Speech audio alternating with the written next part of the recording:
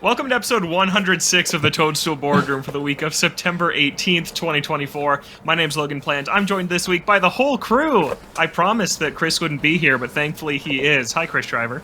Surprise! Hello. He had to be here for these Switch 2 rumors that are just boiling over. It's a crazy world out there. It's been a day. It has been. And here also, as always, Justin Corais. Hey, Justin.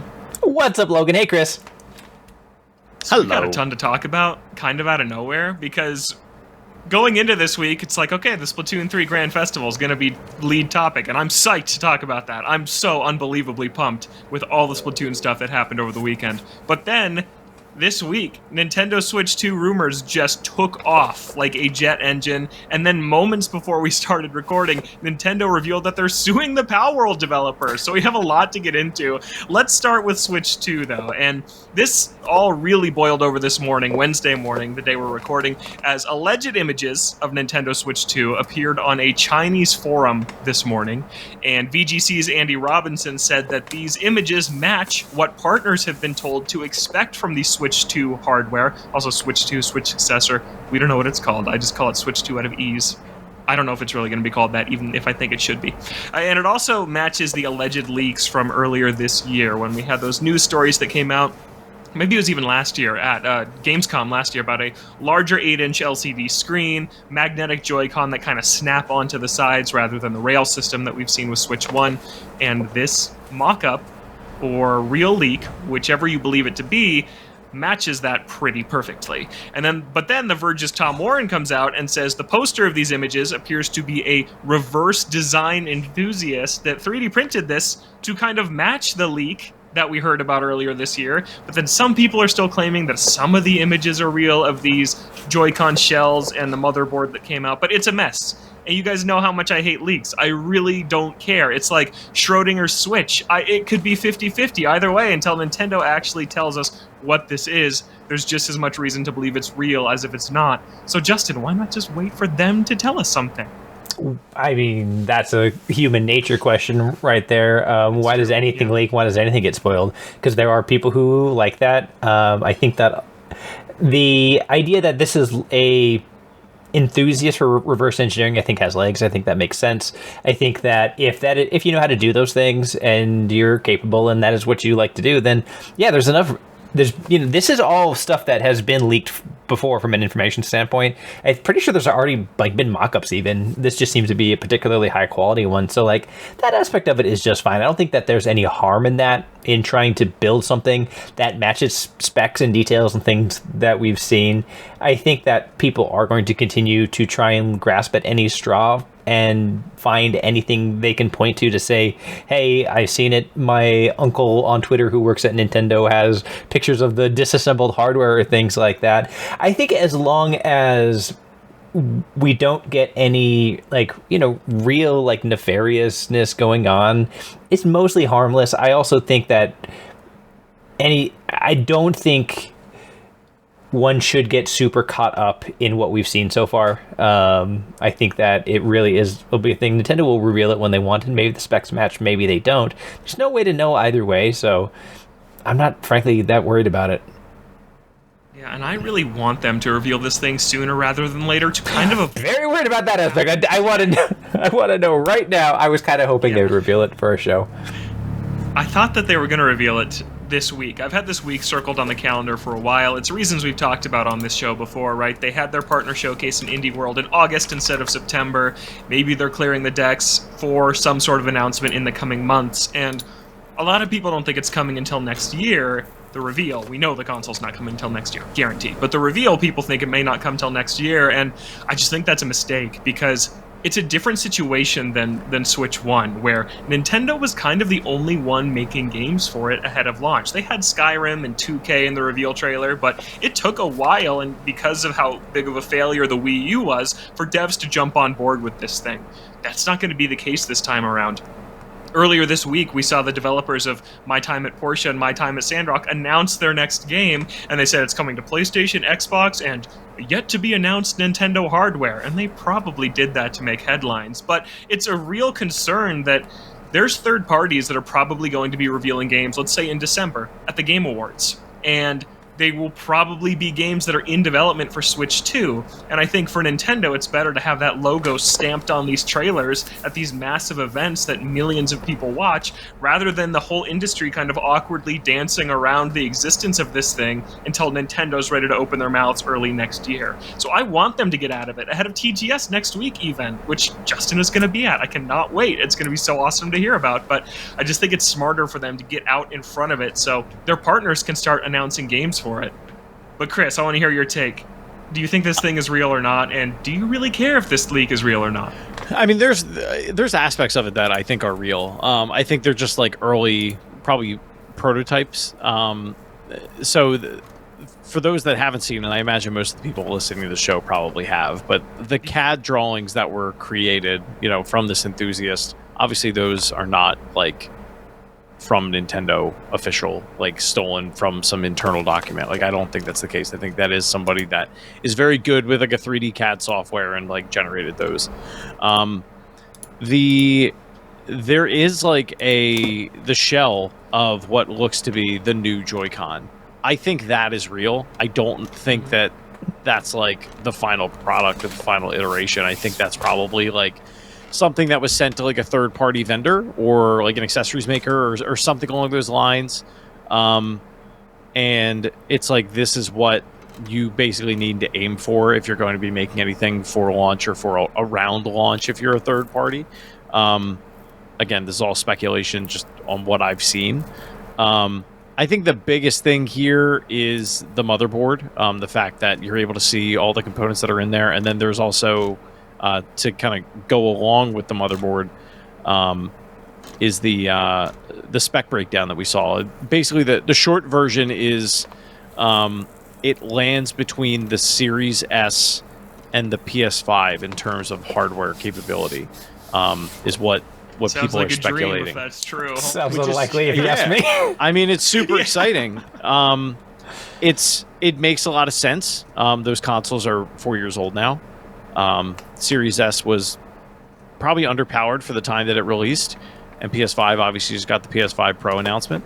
So I think that's like the perfect spot that thing needs to be, and it also needs to compete with Steam Deck, which it's using NVIDIA GPUs, and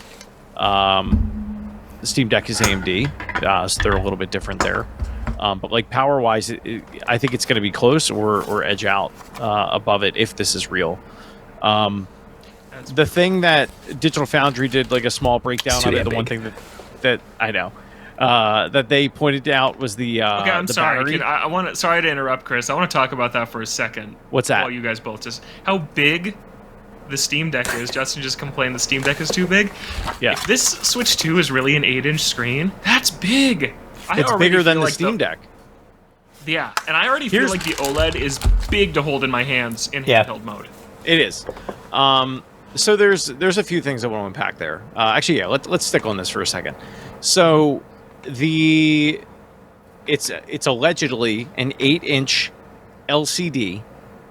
And the thing and Justin, I don't know if you feel the same way about the Steam Deck as I do with this. My favorite thing about the Steam Deck, especially the OLED compared to the LCD model, is it does have some meat on it, so it's easier to hold as an adult. Like the Switch, I have to use a grip with because I feel like there's just not enough for me to kind of like hold on to while I'm playing it.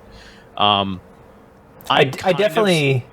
I prefer the form factor of the control surface on the Steam Deck for sure, but at the same time, like I can't shove that thing in a pocket.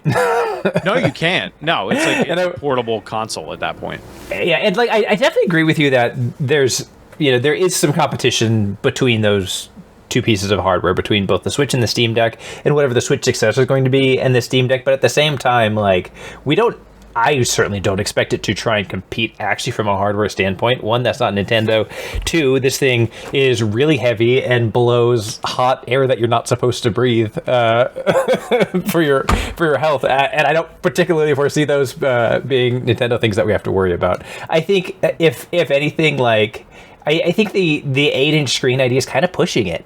It's in particular, like Japan is a mobile market largely nowadays, and a lot of the success for the Switch is the fact that we folks who like big home consoles can use it, can take advantage of it, and the very, very, very large audience for mobile devices going all the way back to the Game Boy can use it as well. And I don't think there's any chance that they exceed a size that can comfortably be used that way.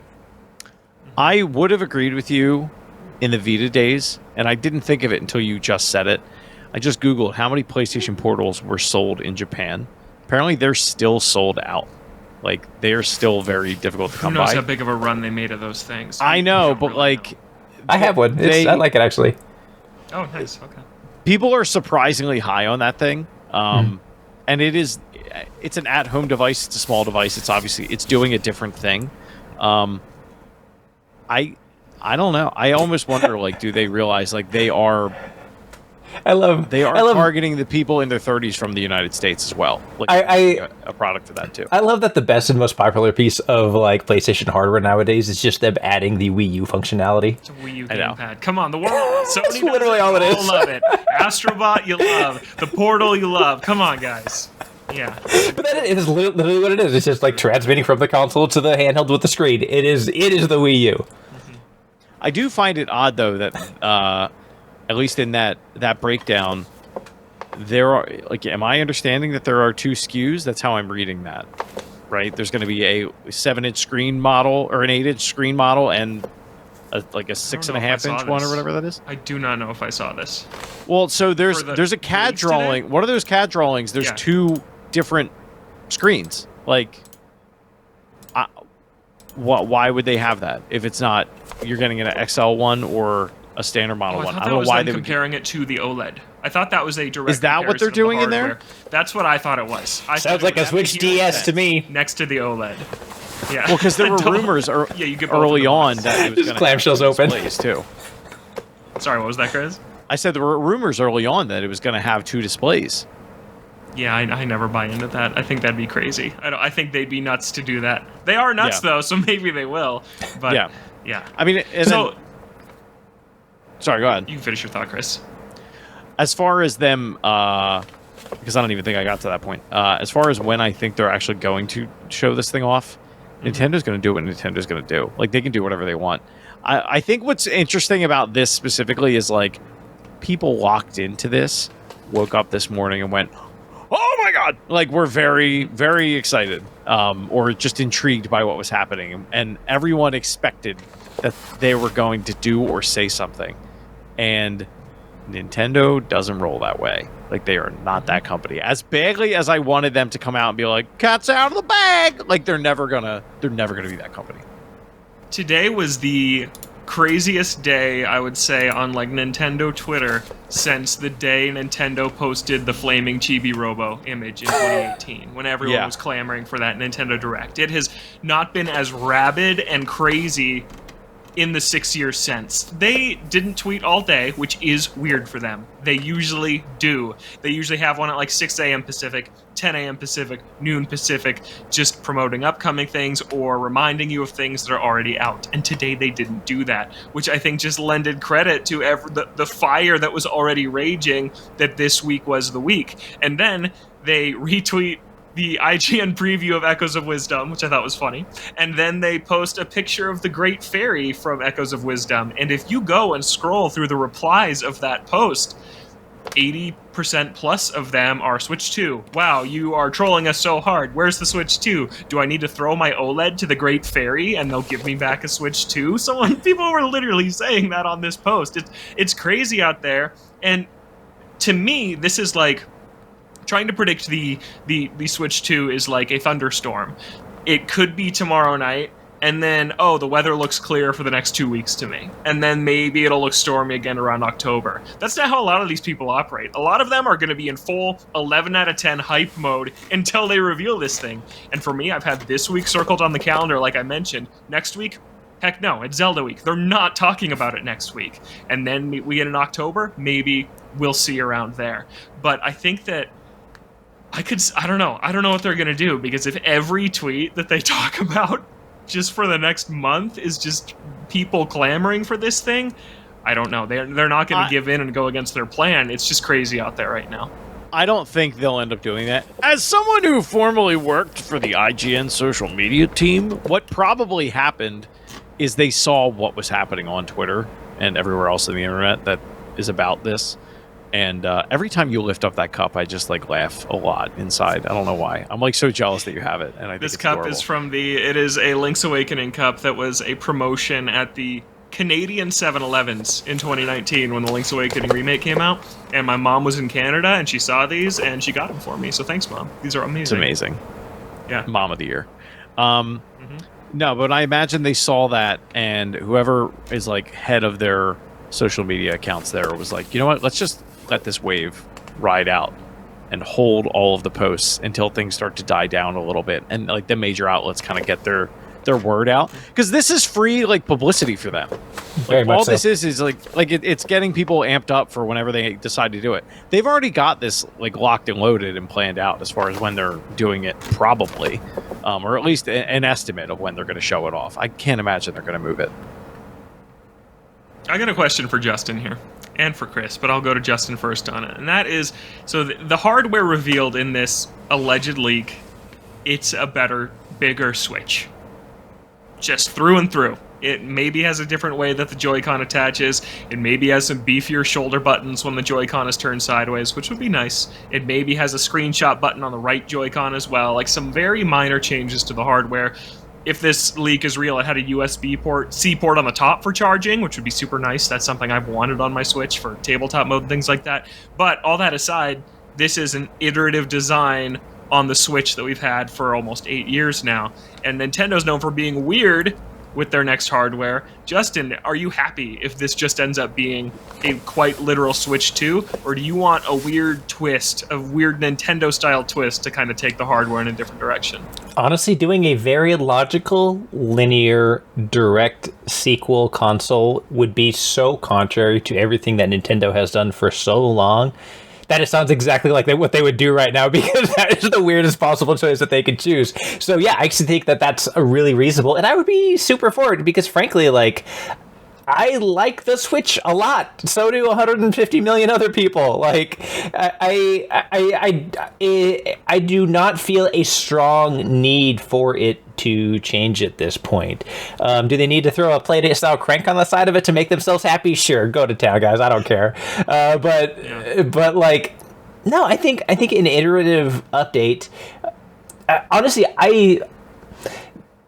if you look at a lot of their console history, it's had a lot of like ups and downs, like big hit, not so good, big hit, not so good, which has made it, I think, tough to count on back-to-back hits, and I think that they've got a chance to double down on it and pretty much guarantee it, especially if they do things like backwards compatibility. You know that they hear that that's things that people ask for, and making a console that runs off of oven mitts and psychic thoughts, which is what they would normally do for their next iteration, would probably make that kind of tough. I think it makes a lot of sense to do a direct sequel, and it would be so weird of them to be normal for a change that I could see it happening.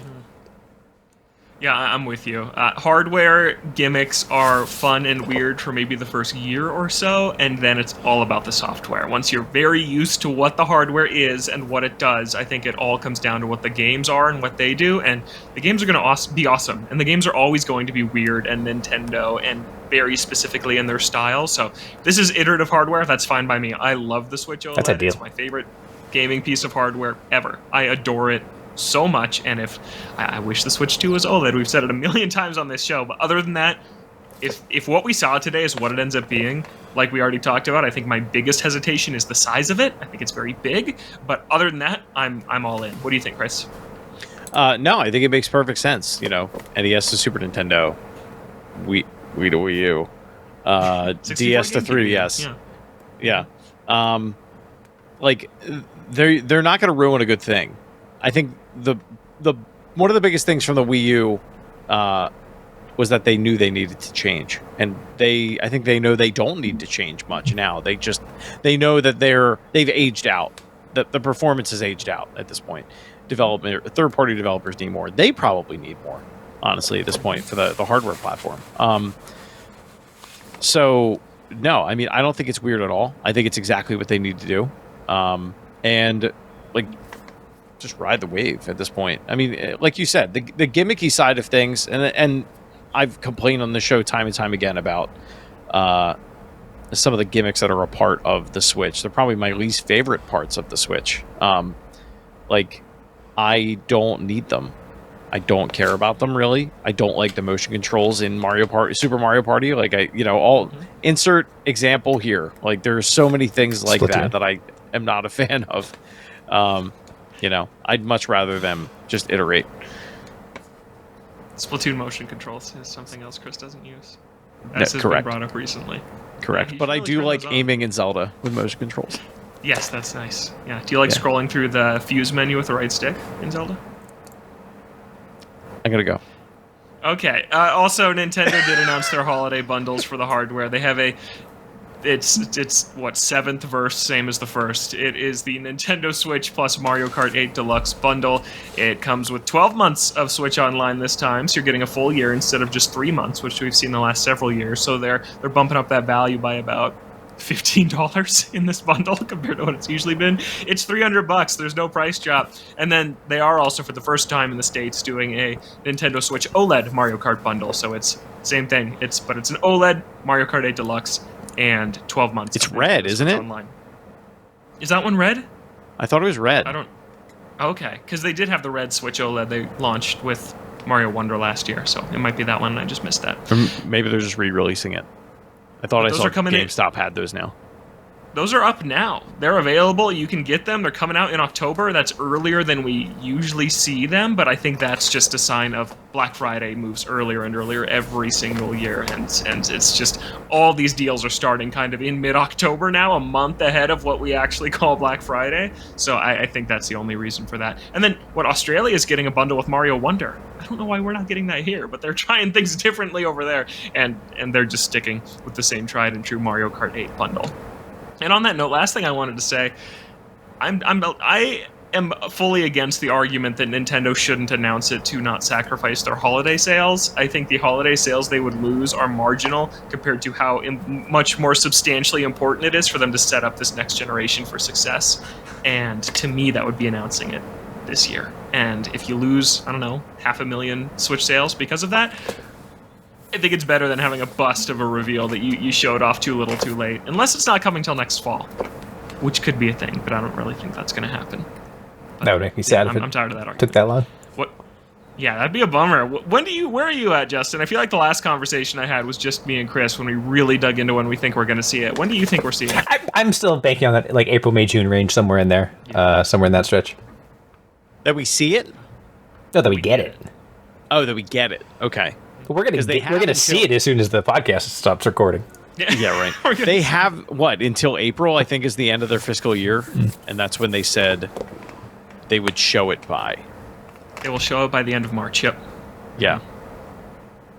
So we'll see when that means we see it, but I would like it to be this year. And don't know, but I'm getting tired of having these same conversations with these leaks and everything. Just show us the console, and everybody's freaking out. I posted in the Toadstool Boardroom Discord that I had a feeling we would see it today or tomorrow, and then the morning after is when the leaks all happened. So that was kind of yeah. How's your knee doing?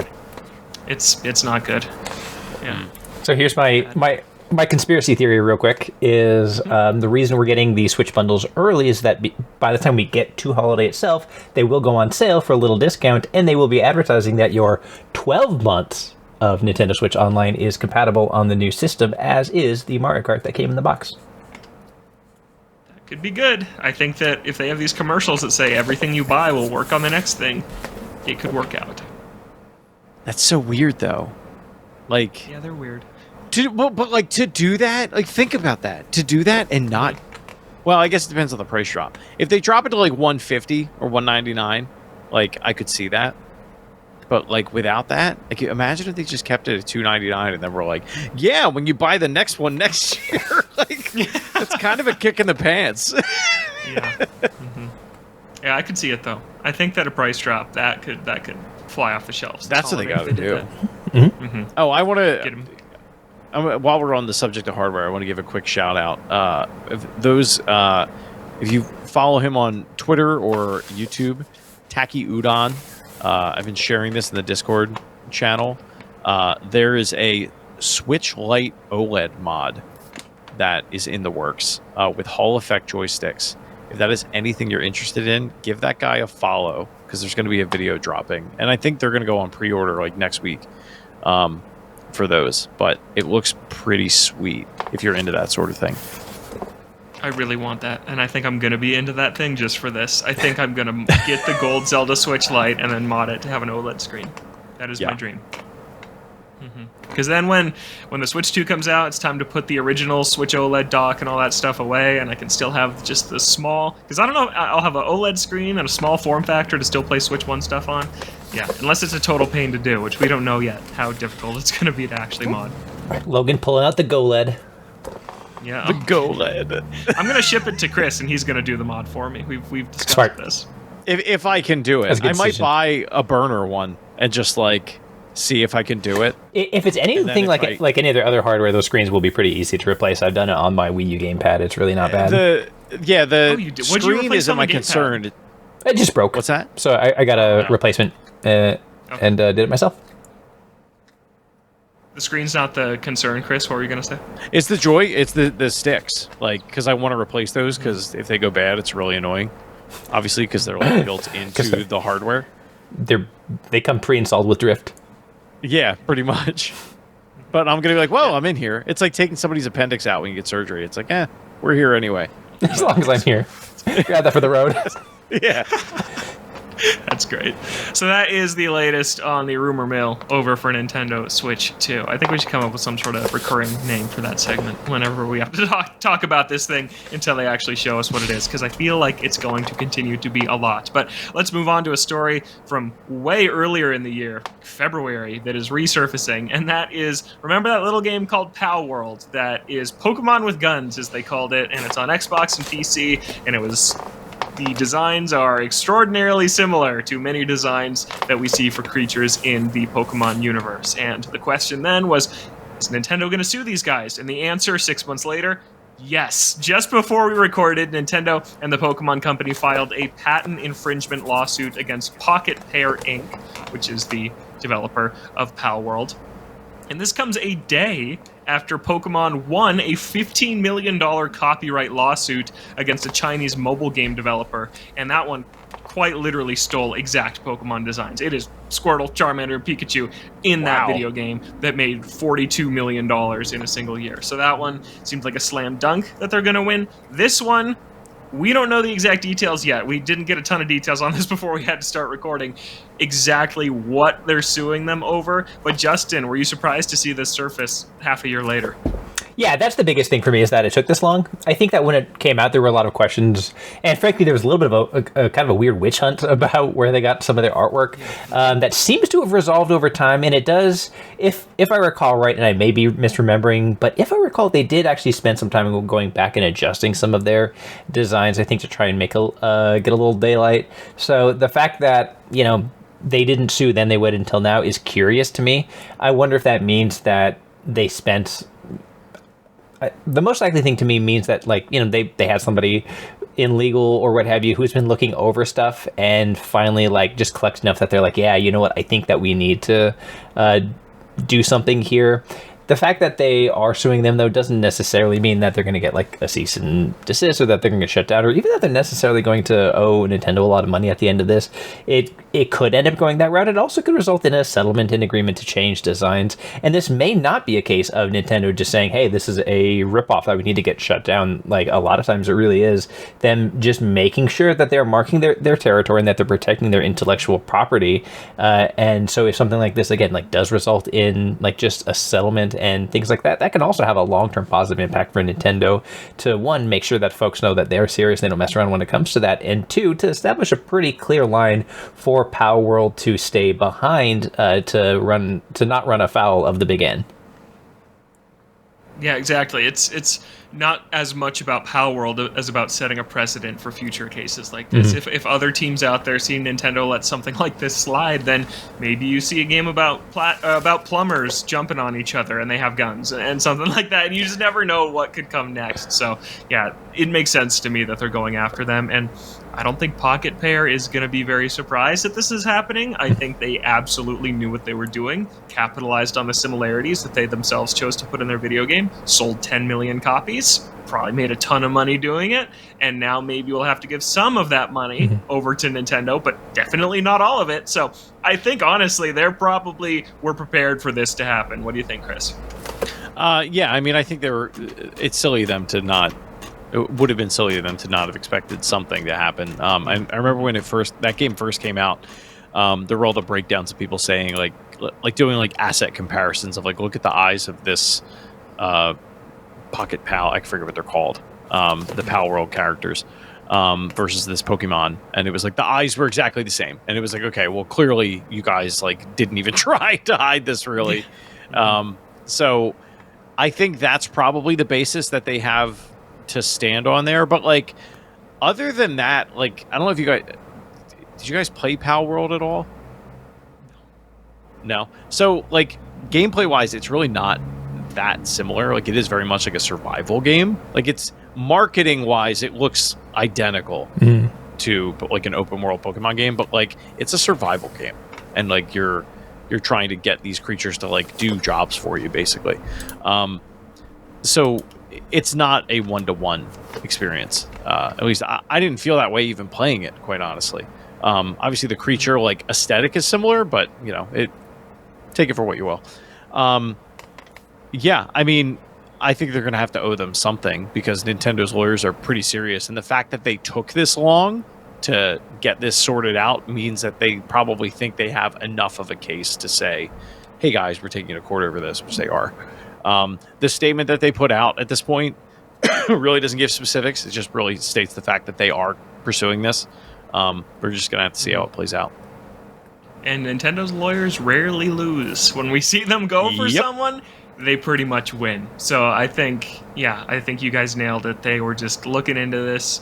And who knows, maybe how this other one progressed, they found some ground. The one that they just won. Maybe somewhere in there, some argument they made on some infringement went away that they said, hey, we can apply this same thing to Palworld in some way. Who knows? Maybe that like helped push this over the finish line to get this going. But people are mad. They say Nintendo hates gamers, and that's not true. Nintendo cares about their own property, and it's fine.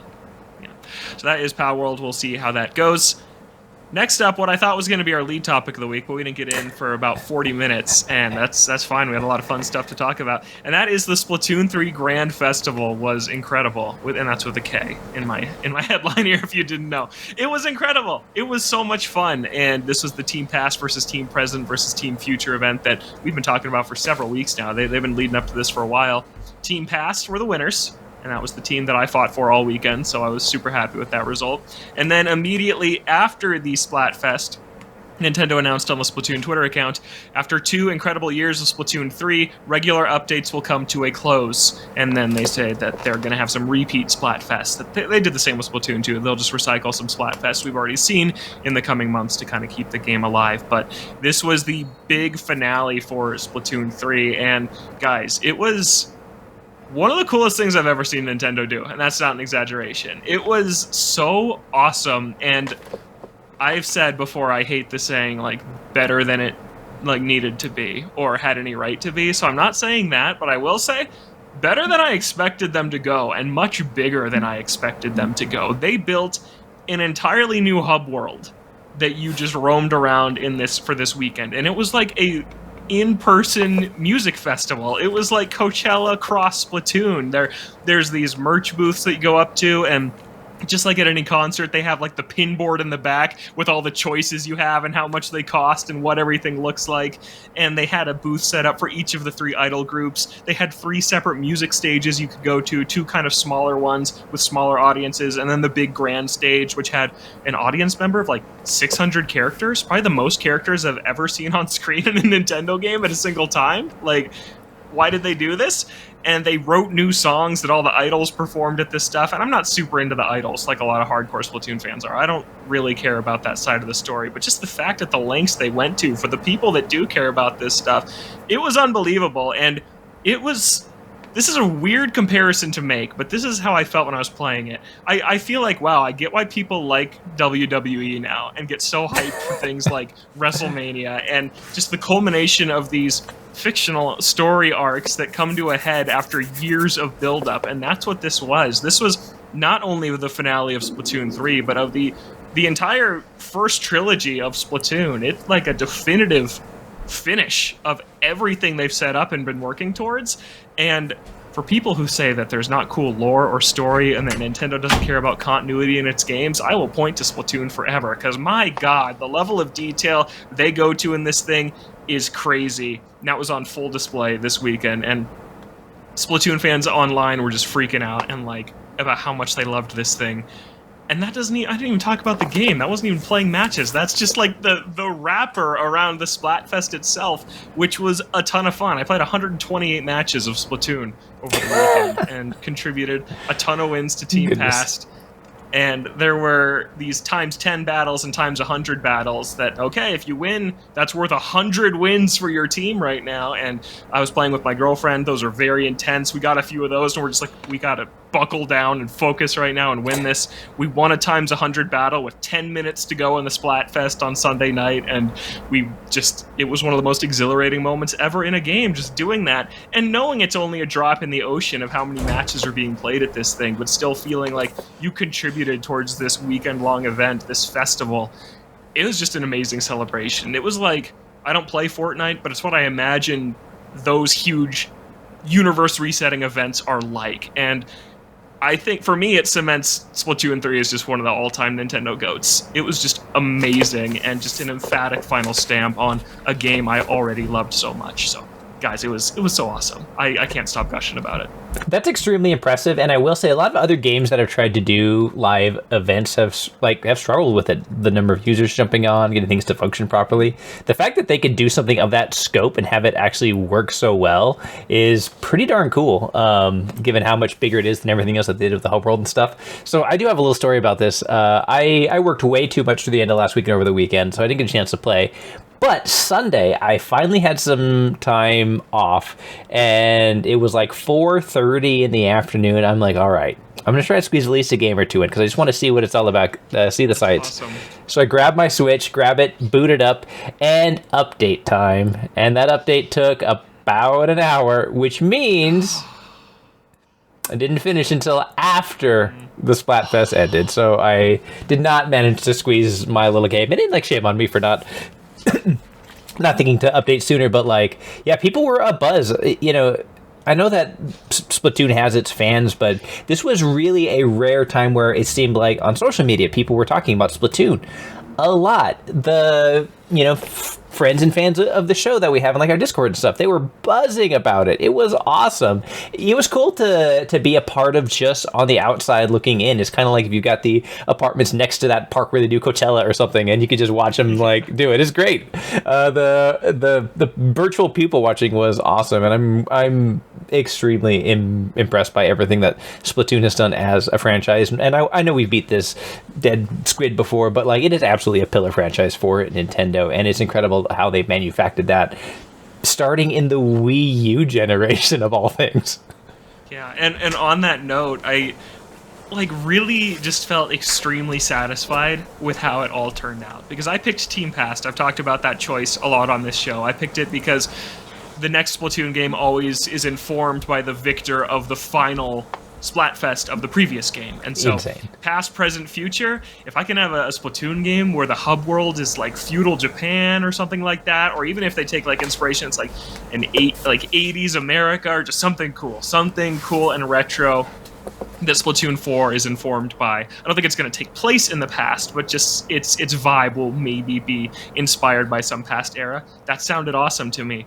But the fact that it was the Splatoon 1 idols that were representing Team Past, and that I knew picking that team, I would be alongside all the people that I was online with in the very first global test fire in 2015 at 4 a.m. to see what Splatoon was all about, that I was online with the minutes before they shut the Wii U servers down earlier this year, having these squid parties on these maps with people you knew were there since day one. And then the fact that Team Present, it won the popular vote, it won like the pre-game contest of who could play the most leading up to the Splatfest. It won both of those. And then Team Past rolls in and wins all 3 battle categories to steal the win from Team Present. And it's like, the first era of Splatoon, almost the first decade of Splatoon, ends with the Wii U diehards showing up and showing these Switch kids. The like, Avengers just... It was so cool, and like what an awesome way for it to go out. And this franchise will always be intertwined with the Wii U. That is like the biggest positive you can pull from that generation, is that they started this franchise that now is basically a guaranteed 10 million seller if the hardware support is there. And it started in the Wii U, and for Splatoon 3 to end with us Wii U fans being like, yeah, we're still the best at this game, that just ruled. It was so cool. And yeah, I loved that little stamp on it. Chris, I'm guessing you didn't have a chance to jump in at all and check out. I did not. I was dad mode all weekend. But no, I mean, from covering the Fortnite social events during my social media IGN day. I don't know why that's like the joke today. But I feel like Fortnite, they always tend... It seemed like they had a lot of those types of events, like almost too often, where it didn't even feel like an event anymore. It was just like... It was more of an obligation, like if you're like a Fortnite player. Splatoon, I feel like they have a good cadence with it, where it's like... All right, once every 3 months, or like whatever it ends up being. Like, it's often enough that it gets you thinking about Splatoon like a couple times a year. But it's not like it. Nintendo doesn't expect them to be that to be the only game that you play. But there's enough there for if you do, because they the rollout of content and things like that. But no, I mean I'm super glad that it went well. I'm glad people had a good time. I hope they continue to keep that cadence. Like, I don't know that you necessarily need to like improve it. I don't think that's what that game is. Like, Splatoon's always going to have its diehards, but the diehard Nintendo fans that are like, all right, it's Splatoon weekend, and know they need to show up on certain times of the year. Like, I think that's how you keep that franchise fresh. Yeah, and again, praises we've sung before, but just the fact that this isn't a live service game that nickels and dimes you, but this is a $60 retail game that you buy, they support for 2 years, and then you ride it out till they make the next one. It's a format that works. It really works for this franchise. Well, I really appreciate that about it. Doesn't work for everybody. It works for them. It works for everybody, but it works for them. Sorry, Concord. It totally did try that, didn't it? Yeah, it was it tried to be Splatoon. Yep. Yeah, I didn't think about that. That's pretty crazy. But, like, last detail I wanted to throw about this hub world they made. On day 1 of the Splatfest, it's like sunset. And on day 2 of the Splatfest, and until the end, it's night. And they bring all 3 idols together to perform, like, a new single the 7 of them have on this stage. And you can, like, take pictures, and when you're in the crowd, your squid or octoling can do emotes to like do the wave or cheer, pump their fist along with these insane fans that are going crazy all weekend long. And then right after the Splatfest ends, for the 2 hours after, they let you walk around the hub world as like the sun is rising. So it's like the morning after the event, and like there's janitors cleaning up, and it's like they thought about every detail of this, everything they thought about. And yeah, you can only revisit that hub world if you have a Splatoon series amiibo. You can scan it and then go see what the hub world was all about, but otherwise it's gone. And it's like it's rare in a Nintendo game to have you had to be there event. Like, it was this one weekend in time, and if you weren't there, you missed it, and you don't know what it was like, and it was amazing. That it happens with announcements or directs or things like that, but it is rare for a game to have that. I think like Breath of the Wild is like that, or Tears of the Kingdom. Like, wow, when people were first discovering what was in there, that's crazy, and it's a moment in time that's amazing. But Splatoon got one of those this last weekend, and that's super cool. And I want to ask, when are we going to see Splatoon 4? They are done with Splatoon 3. It's wrapped. Justin, is Splatoon 4 in the launch year of the next thing? A couple years after that? What do you think? I'd have to do some research on that. How much time was between the launch of Splatoon 2 and 3? So that's what's interesting, is that at Nintendo, it's the same team that makes Splatoon and Animal Crossing. So you can think they made Splatoon 2 in 2017, It's different directors and different staff, but it's the same studio at EPD. Yeah. And then Animal Crossing New Horizons comes out 2.5 years later in 2020, and then Splatoon 3 comes out 2.5 years later in 2023. So you think, okay, what's next in the pipe from them? Is it Animal Crossing or is it Splatoon? And I feel like Splatoon is the better choice, personally, to get early in the generation. Maybe, but that last Animal Crossing also did extremely well. It did. I could see them sticking with the pattern, I feel like, and so then maybe we're still, close to, 3 years out at this point? Something like that, 4 years out? What do you think, Chris? Should be a shame. I'd rather have it sooner.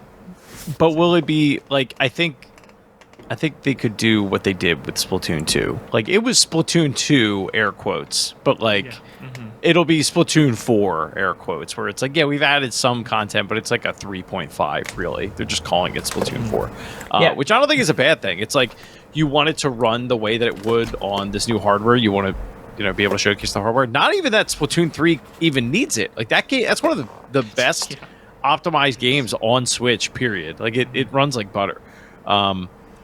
But that was definitely that was in that first year of the Switch's life cycle. And I think they want a big online game launch. There. Yeah, it was July, I think. Mm-hmm. But I think they want that online experience there, unless they have some new IP, which that's risky. Mario Splatoon Kart is enough. Could be the online thing. I don't know if that's enough. Yeah, but they're selling Mario Kart bundles in December, so. Yeah, they'll sell those forever. They'll sell those 3 years after the Switch 2 comes out. Switch 1 with Mario Kart 8 Deluxe? You sure? We got good news for you. Yeah. I think that Animal Crossing was a huge seller, right? I think it makes more sense, though. I think the first couple years of a hardware's life, you want to get the hardcore fans on board, and I feel like Splatoon is a great way to get... There's 5 million people in Japan that play Splatoon, and millions of them play every single day, right? You are going to want to get those people a new game as soon as you can, and then Animal Crossing is something perfect to be Animal Crossing and the Switch 2 Lite are out now, and put that out a few years after the console and get all those more casual people who don't want a $400 8-inch behemoth handheld to play Animal Crossing, but may want a 6-inch handheld that's $300 to just play Animal Crossing. So I could see them doubling up on Splatoon before Animal Crossing. I could see it going either way. I could see them splitting it up and giving Animal Crossing to a different studio so they can work on these two franchises in concurrence with each other. But I really want to see Splatoon 4 in the first 18 months of the next thing. I think that, Chris, what you said about it being Splatoon 3.5, sure, and then maybe we'll see Splatoon 5 at the end of the life cycle, like we saw Splatoon 3 at the end of this one, and it's the true next-gen sequel with all the bells and whistles that we want. So, I love it. I think it's totally a mega franchise, and I think Splatoon 3 is a top 5 game on the system that I feel like is just so underrated in the West. It has its fans over here, but I feel like people look at Splatoon and they say, it's popular in Japan and it's a kid's game here, but man, it's so good.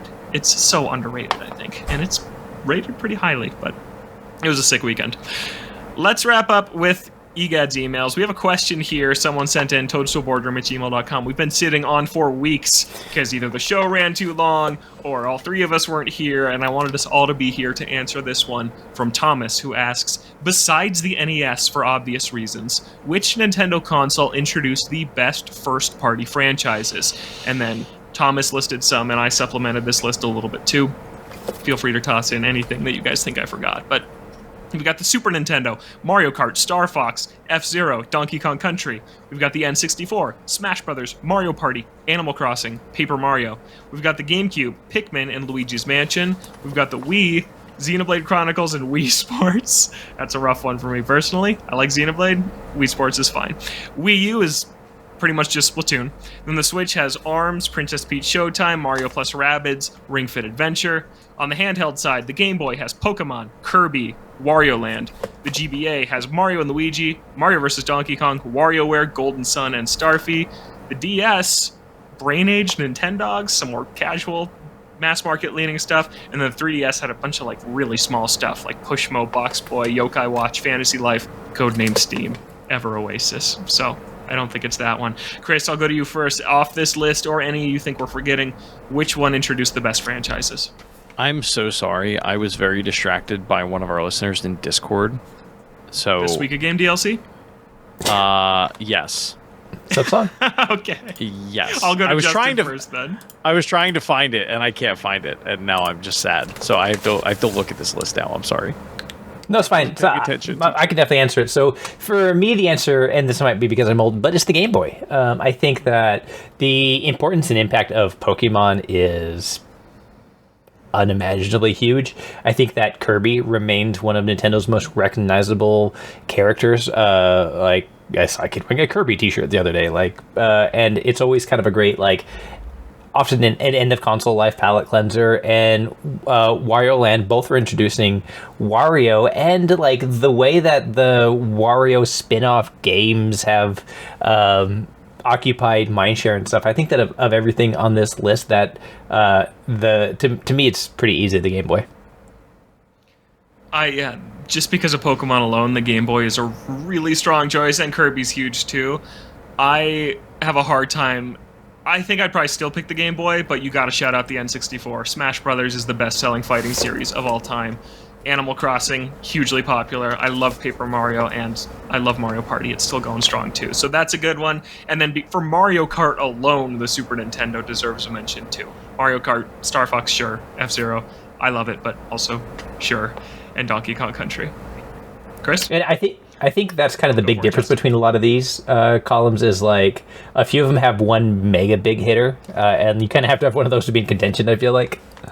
Yeah. Like Pikmin and Luigi's Mansion, both ongoing real good franchises to Nintendo that are great, but not quite the pillar of a cart, a Smash, something like that. Okay, Chris is about to pick the GameCube. Yeah, for me, it's Super Nintendo. Just based on, like, what...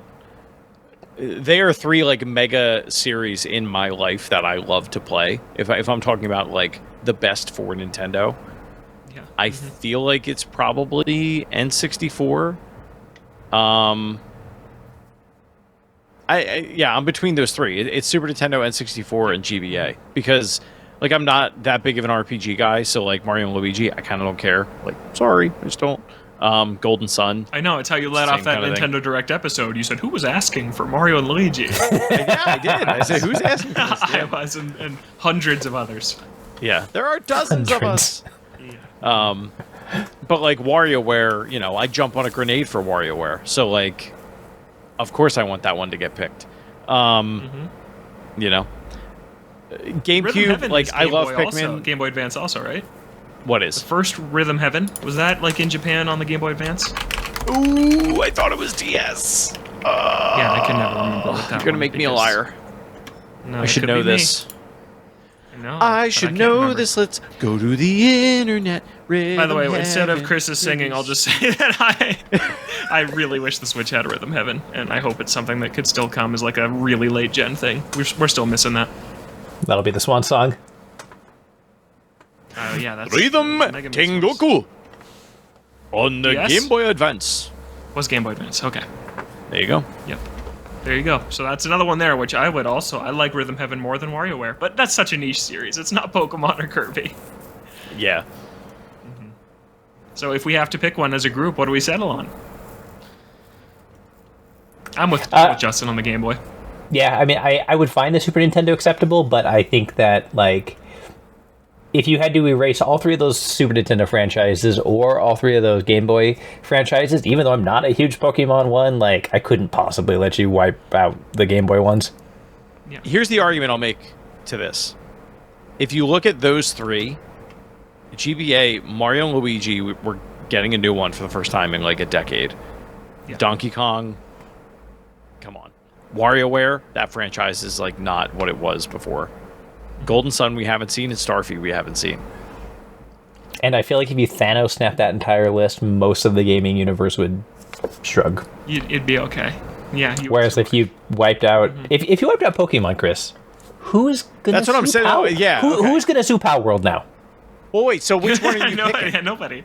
Palworld is the biggest game on the planet right now. Yeah. Like, wow, we've never seen creatures like this before. Yeah, check out Ryan Reynolds in the new Palworld movie. Yeah. Voiced by Chris Pratt. That's good. Ryan Reynolds. Voice. I can see it. That checks out. I'm for it. Yeah, I can see that too. No, Pokemon's the biggest. Also, I don't even know if you have the rest of those Nintendo handhelds without Pokemon. I just don't know if you do. Yeah. You have a GBA DS without it. That's fair. Yeah. Cool. So we'll settle on the Game Boy. Shout out to the N64 and the Super Nintendo. I was just thinking, literally earlier today, how nice it has been this year to not have to talk about Pokemon very much, because it's been not super fun to talk about Pokemon for the last several years. Which brings us to our next question from Red.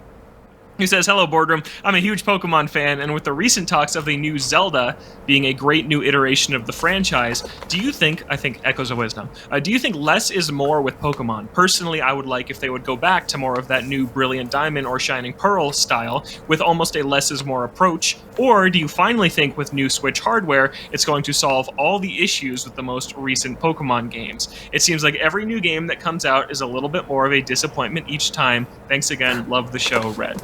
Yeah, so Chris, I think, was shaking his head. He goes on. I don't think there's anyone angrier than Chris on this show talking about Pokemon. So let's unleash him now. Oh, thank God. Okay. Brilliant Diamond and Shining Pearl. I think it was smart of them to make that a minimalist game, but unfortunately, I think that game is super boring, and probably one of the worst remakes that they've done in the last generation. Honestly, I think Let's Go Eevee and Pikachu was one of the best ones that they Pretty put fun, out on actually. Switch, and nobody really talks about it. I don't know why. And it looks nice too. That game It looks looks good. great. Yeah. That's the only one that really held my attention outside of Arceus. Arceus. That game's incredible. It just runs like garbage. I don't think the problem is entirely the Switch hardware.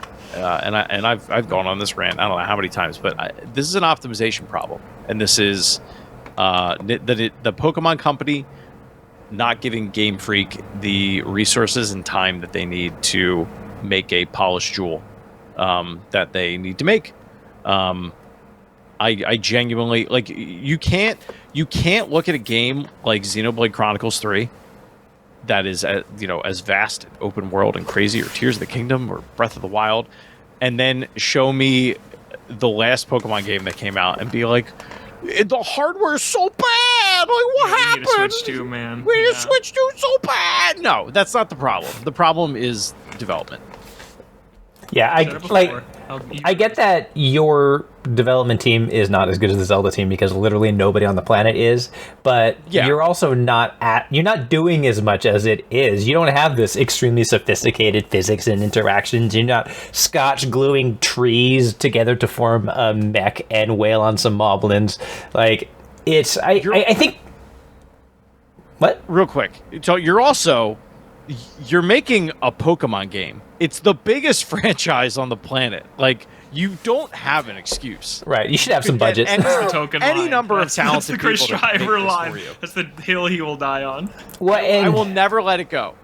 Yeah, I think that, to me, what I always think of when I hear these criticisms of Pokemon, it's that, like, here's clear evidence that Pokemon has more than one, like, shareholder. There's more than one hand in the cookie jar. Because if it was a wholly owned Nintendo IP, it would get as much time and resources as it need and baked, and they wouldn't be as worried about hitting, like, shareholder calls and things like that. I think that this is why the walled garden that is Nintendo can be a positive thing.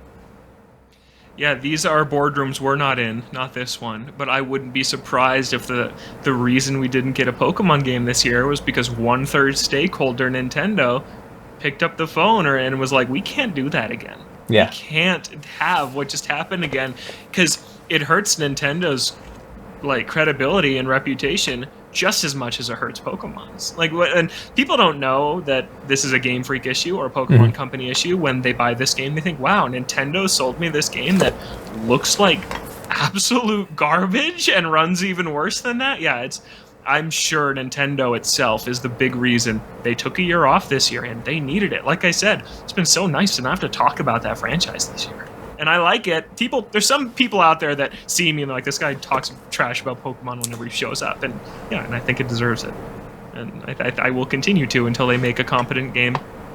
I'm really happy they're going back to the Legends well. Legends Arceus ruled. This game looks very different from the very little we know about it. Super intrigued to see what it is. will definitely buy it and play it on day one and come on this show and talk about it. But they have a lot of goodwill to earn back with everybody, and this is never going to happen. It's an idea I've pitched before.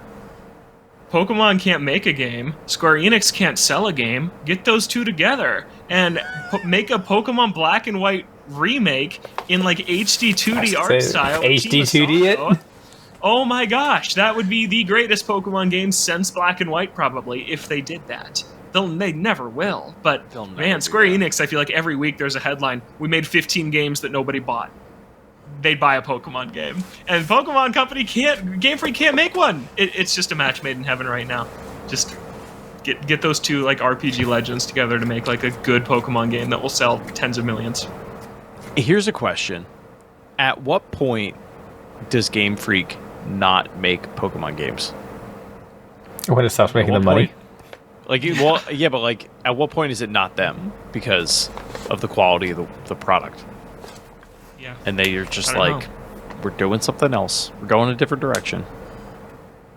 Scarlet and Violet felt like, I don't know, you could say Strike 3 if you go back to Sword and Shield, the way Arceus ran and then what happened with that game, but it sold 25 million. It was the fastest selling Pokemon game ever, and if those headlines stop appearing, then maybe there's a conversation, but until then, I don't think so. I think money... As long as they sell like that, it's not a strike at all.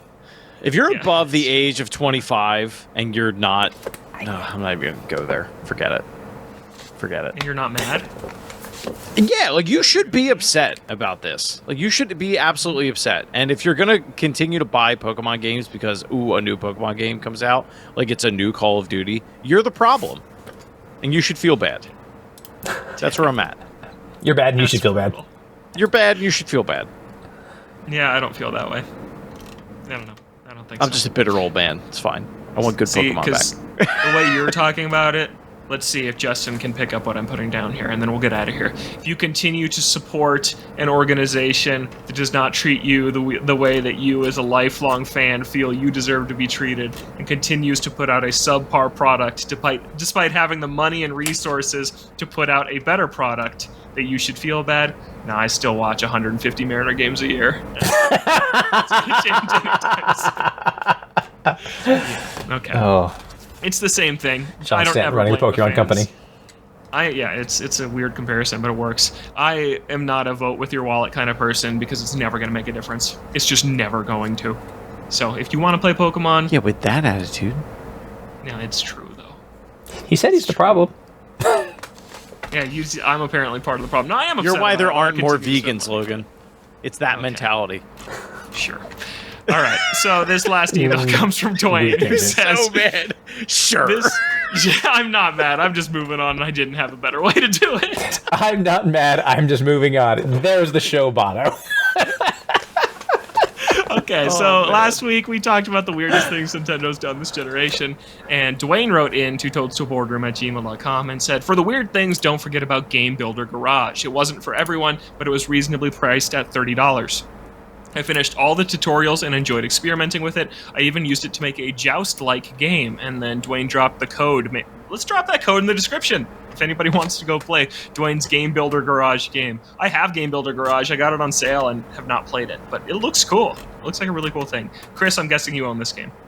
I don't, actually. It's one that I've wanted to get, and actually, it should be right up my alley. I don't know why I've never picked this up. I gotta go to eBay right now. Do it. And then Dwayne signs off, Paul Manoir, go Cougs. Go Cougs, Dwayne, Apple Cup Champs 2024. Let's go. It was huge. It was awesome. Yeah. All right, and that is going to do it for us.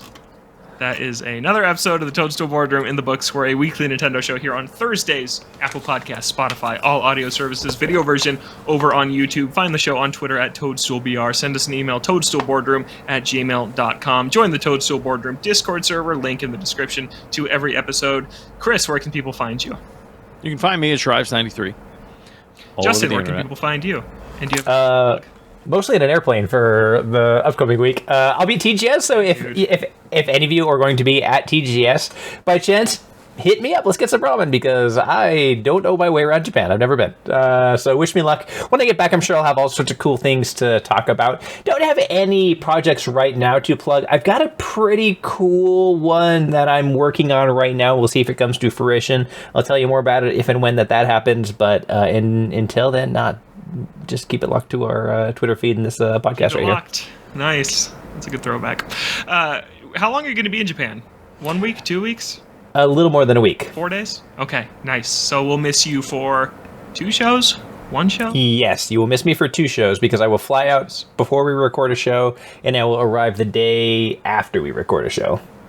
Okay, so you will not be here for the big Echoes of Wisdom first discussion, so we'll get your thoughts on that a couple weeks after. But I might be bringing you back a present related to that. Oh, I would love that. Nintendo Tokyo?